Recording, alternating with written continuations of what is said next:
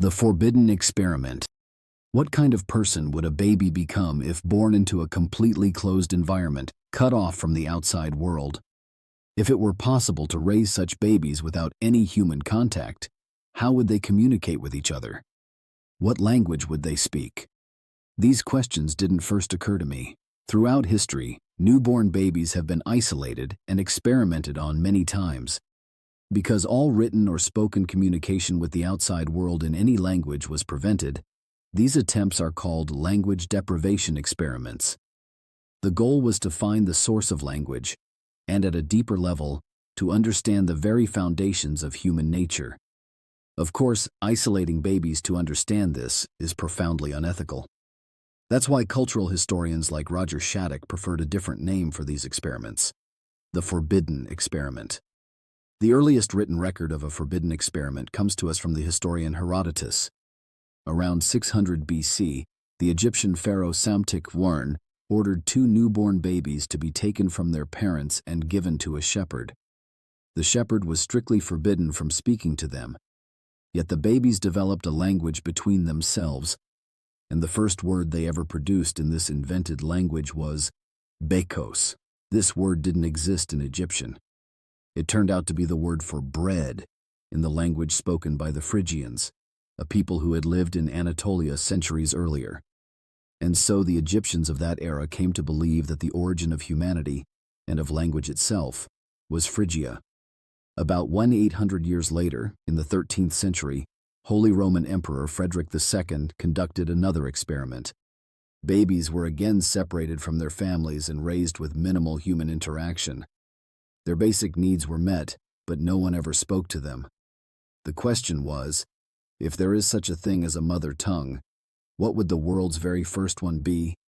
The guesses of the time in order were Hebrew, Greek, Latin, or Arabic, the languages of sacred scriptures and ancient texts. As you might infer from those guesses, Frederick II's real aim was to discover what language Adam and Eve had spoken.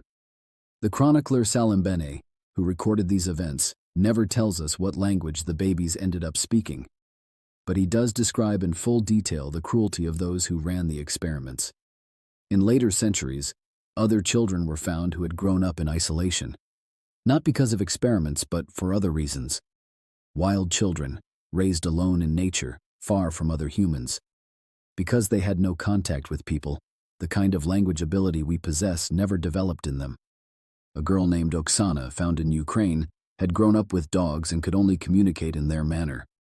Over the years, babies raised not just by dogs but by bears, sheep, cows, goats, and even ostriches have been found. These children naturally began developing behaviors similar to the animals they grew up with. Even after joining human society and learning many things, most of them never fully developed language ability.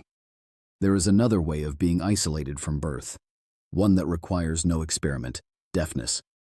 When surrounded by people who don't know sign language, deaf children have been observed trying to develop languages of their own.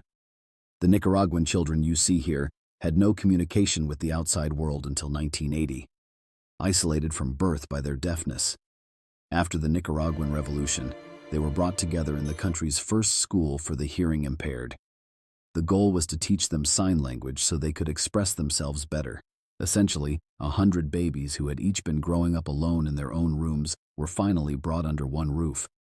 But by then, they were no longer babies, they were children, and teaching them an established sign language proved impossible. Do you know what happened instead? The children invented their own sign language among themselves, using hand movements and facial expressions. Linguists were called in to try to decode this new language. According to those experts, what the children had created was a surprisingly complex and rich linguistic system. Communication doesn't actually require sound. Communication is humanity's shared inheritance. It is the inevitable consequence of being human. Even today, we don't fully understand how languages first arose or how they evolved into what they are now. But one thing we do know: speaking is the most fundamental way of sharing what we know. Language needs togetherness. Language needs community. Language needs a kind of trigger. That trigger isn't something as simple as many people being in the same place.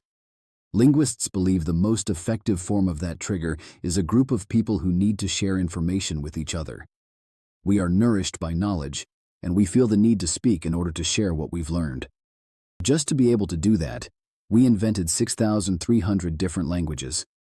Throughout history, people have been curious about what happens when babies are locked away and isolated from the outside world. Dozens of unethical, forbidden experiments were conducted on this very question, all in pursuit of what we call the mother tongue, and at a deeper level, in pursuit of understanding what it means to be human. Perhaps the path to that understanding runs not through isolating others, but through occasionally isolating ourselves. Perhaps in doing so, we begin to think more deeply. We have conversations with the books we read. And in that way, we develop our own language. Thinking is a person talking to themselves. And perhaps that is the highest form of language a human being can ever develop.